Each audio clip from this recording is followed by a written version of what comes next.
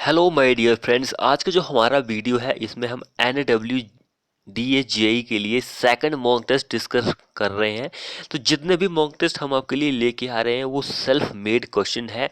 ऐसा नहीं है कि हमने कहीं से यहाँ से कॉपी किया है कि किसी बुक से ऐसा ही पूरा कॉपी कर दिया। ये सेल्फ मेड के क्वेश्चन है। वैसे कंटेंट तो बुक से ही कॉपी होता है, लेकिन क्वेश्चन जो है अगर आप खुद से बनाते हैं तो वो सेल्फ मेड क्वेश्चन होते हैं। तो क्वेश्चन देखिए यहाँ पे, इन क्विक सेटिंग सीमेंट आपको बहुत जल्दी सेटिंग चाहिए। Gypsum content is reduce by कितना परसेंट आपको जिप्सम कंटेंट जो होता है वो रिड्यूस करना होता है। आपको पता है कि जो जिप्सम होता है वो आपको सेटिंग टाइम जो होता है उसको इंक्रीज करने के लिए आप जिप्सम को ऐड करते हैं 3 to 5%, 3 से लेकर 5% आप ऑर्डिनरी पोर्टलैंड सीमेंट में जिप्सम को डालते हैं। तो उससे क्या होता है कि आपकी सेटिंग टाइम जो होती है वो इंक्रीज हो जाती है। आपको पता है कि क्विक सेटिंग सीमेंट है, इसका इनिशियल सेटिंग टाइम 5 मिनट का होता है, फाइनल जो होता है 30 मिनट का होता है। तो हमें क्या करना है कि ये जल्दी सेट हो जाता है, तो इसलिए हमें जिप्सम जो होता है वो कम करना होता है। इसलिए इसको क्विक सेटिंग सीमेंट बोला गया है। इसमें जिप्सम का कंटेंट जो होता है वो बहुत ही कम होता है, तो हम रिड्यूस करते हैं 2 से लेकर 5% तक। इस पॉइंट को आप याद रखिए, रिड्यूस बाय 2.5%, 2.5% तक हम जिप्सम कंटेंट कम कर देते हैं। तो इतनी जानकारी आपको मिल रही है हर एक क्वेश्चन में, तो यार वीडियो को शेयर करना तो बनता ही है। जितना हो सके वीडियो को शेयर कीजिए अपने दोस्तों के साथ। नेक्स्ट क्वेश्चन देखिए, स्पेसिफिक सरफेस एरिया जो होता है सीमेंट के लिए वो हम एक्सप्रेस करते हैं सेंटीमीटर स्क्वायर पर ग्राम में, mm स्क्वायर पर ग्राम में, मीटर स्क्वायर पर ग्राम में, या फिर डेसीमीटर स्क्वायर पर ग्राम में। या फिर GM 2 बार हो गया है। तो किस में हम उसको शेयर कर एक्सप्रेस करते हैं। सो सभी को पता है हम उसको सेंटीमीटर स्क्वायर में एक्सप्रेस करेंगे। वैसे mm स्क्वायर पर ग्राम में भी हम शेयर कर सकते हैं, लेकिन 10⁻² आ जाएगा, यहाँ पर ऐसा भी आ जाएगा। तो इसलिए ये उतना अप्रोक्सीमेट आंसर नहीं है। अगर ये वाला ऑप्शन नहीं दिया होता तब हमारा आंसर ये वाला हो जाना था, क्योंकि लगभग सेम ही है, लेकिन हम इसको इसको इसमें ही एक्सप्रेस करते हैं। तो अगर हम यहाँ पे बात करें ऑर्डिनरी पोर्टलैंड सीमेंट की, तो उसका स्पेसिफिक सरफेस एरिया जो होता है वो ग्रेटर, दोनों के लिए ग्रेटर देन ही होगा, सभी के लिए ग्रेटर देन होता है। तो वो ऑर्डिनरी पोर्टलैंड सीमेंट के लिए 2250 सेंटीमीटर स्क्वायर पर ग्राम होता है। अगर हम रैपिड हार्डनिंग सीमेंट की बात करें, रैपिड हार्डनिंग सीमेंट की बात करें तो वो 3250 सेंटीमीटर स्क्वायर पर ग्राम होता है। दोनों में के लिए मैंने आपको बता दिया है। तो आप लो सॉरी क्विक सेटिंग सीमेंट का पहला क्वेश्चन हमने वो डिस्कस किया। तो आप क्विक सेटिंग सीमेंट का स्पेसिफिक सरफेस एरिया जो होता है उसको आप कमेंट कर सकते हैं कि कितना होगा उसके लिए। नेक्स्ट वन क्वेश्चन देखिए, ये क्वेश्चन वेरी वेरी इंपॉर्टेंट है। अब यहाँ पे क्वेश्चन क्या बोल रहा है, इन rapid hardening cement, rapid hardening cement का पीछे हमने स्पेसिफिक सरफेस एरिया डिस्कस किया 3250 होता है। Has dash is high content, कौन सा हाई कंटेंट होता है। रैपिड हार्डनिंग सीमेंट जो होता है उसमें किसका कंटेंट सबसे ज़्यादा होता है, लाइम, सिलिका, आयरन ऑक्साइड या फिर मैग्नीशिया, किसका कंटेंट होता है सबसे ज़्यादा। तो रैपिड हार्डनिंग सीमेंट जो होता है उसमें जो हाई कंटेंट होता है वो लाइम का होता है। एंड हम इसको रैपिड हार्डनिंग जो होती है उसको ऑब्टेन कर सकते हैं by increasing the content of tree calcium silicate. अगर हम ट्री कैल्शियम सिलिकेट को इंक्रीज करते हैं तभी हमें रैपिड हार्डनिंग जो होती है वो मिल जाती है। पर अगर हमें रैपिड हार्डनिंग चाहिए तो हम क्या करते हैं, जो ओपीसी का क्लिंकर जो होता है उसमें हम अपने जो प्रोडक्ट होता है उसको फाइन ग्रिंडिंग करते हैं, फाइनर बहुत महीन ग्रिंडिंग करते हैं, तभी हमें रैपिड हार्डनिंग जो होती है वो मिल सकती है। जो स्पेसिफिक सरफेस एरिया होता है वो मैंने आपको बता दिया, लेकिन वो एग्जाम में ये भी क्वेश्चन पूछा जा सकता है कि ग्रेटर देन होता है ओपीसी से, ये भी पॉइंट आप याद रखिए। तो इसका ग्रेटर देन होता है, ये क्वेश्चन भी आप हमारी वेबसाइट पर विजिट कर सकते हैं, वहाँ पर आप लगा सकते हैं इस क्वेश्चन को। नेक्स्ट वन देखिए, dicalcium silicate is also known as, dicalcium silicate जो होता है उसका एक और नाम है, वो क्या है, अलाइट, बेलाइट, सिलाइट, फेलाइट, क्या नाम है उसका। सो यहाँ पर मैं आपको चारों का ही बता देता हूँ। ये बॉक्स कंपाउंड होते हैं, तो इनका जो दूसरा नाम होता है अलाइट जो होता है, ये वाला अलाइट जो होता है वो होता है ट्री कैल्शियम सिलिकेट का। बिलाइट जो होता है वो होता है डाई कैल्शियम सिलिकेट का। सिलाइट जो होता है वो होता है ट्री कैल्शियम एल्यूमिनेट का।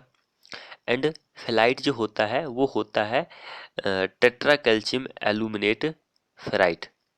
तो ये मैंने चारों को ही बता दिया। अब यहाँ से हमसे किसका पूछा गया था?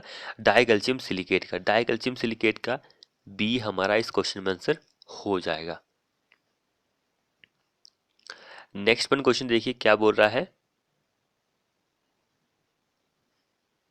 क्वेश्चन बोल रहा है, which the following component of brick effect the durability of brick. जो ब्रिक की ड्यूरेबिलिटी यानी कि जो कितनी लंबा चलेगी, कितने सालों तक चलेगी, वो किस पर डिपेंड करता है, कौन इफेक्ट करता है? तो वो इफेक्ट सिलिका ही करता है। Option number A. Main function क्या होता है सिलिका का? ये सिलिका जो होता है 50 से लेकर 60% कंटेंट आपको देखने को मिलता है सिलिका का है। एंड ये रिस्पॉन्सिबल होता है prevention of cracking, shrinkage and जो वार्पिंग होती है ब्रिक में, इन सभी को रोकने के लिए रिस्पॉन्सिबल होता है। क्रैकिंग, श्रिंकेज एंड वार्पिंग, इन सभी को रोकने के लिए ये रिस्पॉन्सिबल होता है। इन also affect the durability of bricks में। अगर ये ज़्यादा हो जाए तो ये क्या कर देता है, हमारी ब्रिक को क्या कर देता है, ब्रिटल बना देता है। ब्रिटल बना देता है जब आप इसको सुखाते हैं, बहुत ज़्यादा हो जाए तो। नेक्स्ट वन क्वेश्चन देखिए, क्वेश्चन क्या बोल रहा है? The optimum temperature during curing period is. Optimum temperature जो होता है वो कितना होता है?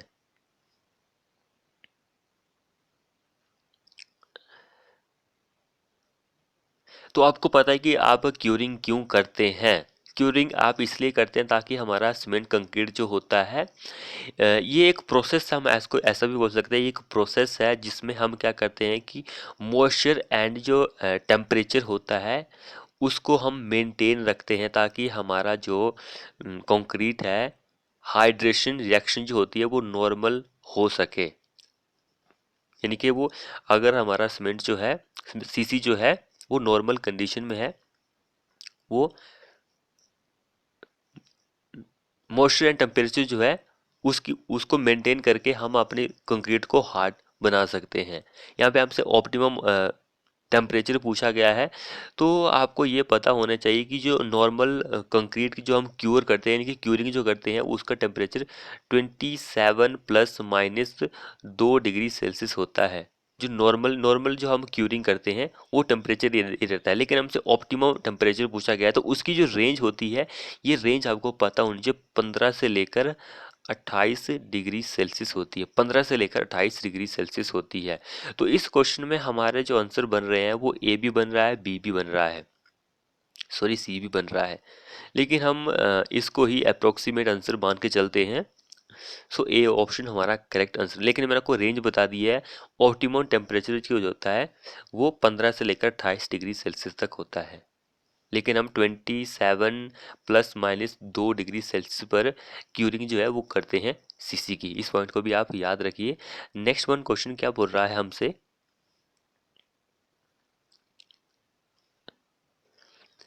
Surface vibrator is effective only when the thickness of concrete member does not exceed. एक सरफेस वाइब्रेटर होता है, एक इमर्जन वाइब्रेटर होता है। इमर्जन वाइब्रेटर ये कब इफेक्टिव होगा? सरफेस वाइब्रेटर जो होगा जब हमारी जो थिकनेस है किसी मेंबर की वो एक्सीड ना हो 200 mm से, तब ये इफेक्टिव होता है।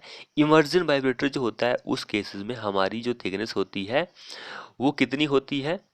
100 mm होती है। इमर्जन के केसेस में 100 mm, सरफेस वाइब्रेटर के केस में 200 mm होती है। इस दोनों पॉइंट को आप याद रखिए। नेक्स्ट मेरा क्वेश्चन क्वेश्चन देखिए, कॉमन नेम जो होता है कैल्शियम कार्बोनेट का। कैल्शियम कार्बोनेट जो एक केमिकल नेम है। कैल्शियम कार्बोनेट जो एक केमिकल नेम है, किसका केमिकल नेम है? कैल्शियम कार्बोनेट जो है वो है लाइमस्टोन का केमिकल नेम है, एंड चौक पाउडर, इन दोनों का ये केमिकल नेम है। इस पॉइंट को आप याद रखिए। सो इस क्वेश्चन में हमारा आंसर ये दोनों ही हो जाते हैं। दोनों पॉइंट को आप याद रखिए। कैल्शियम कार्बोनेट एक केमिकल नेम है, तो ये लाइमस्टोन एंड चॉक पाउडर दोनों का ही कॉमन नेम है। अगला क्वेश्चन देखिए, ये वाला क्वेश्चन भी वेरी वेरी इंपॉर्टेंट है। Which of these is effect of cold weather on concrete. Concrete के ऊपर अगर हमारे पास ठंडा मौसम है तो उस केस में कंक्रीट के ऊपर क्या इफेक्ट देखने को मिलेगा। ये क्वेश्चन वेरी वेरी इंपॉर्टेंट है। तो इससे क्या इफेक्ट देखने को मिलता है कि delay in setting and hardening, ये इफेक्ट तो आपको देखने को मिलेगा। इनकी सेटिंग एंड हार्डनिंग जो है उसमें आपको थोड़ी सी देरी देखने को मिल सकती है। And freezing of concrete at early age, हमारा जो कंक्रीट है वो बहुत ही जल्दी फ्रीज हो जाता है। एंड फ्रीजिंग एंड ये तो इफेक्ट आपको देखने को ही मिलता है ठंडे वेदर में। So all option are correct. अगला और लास्ट क्वेश्चन देखिए हमारी इस सीरीज का, स्मोक टेस्ट का।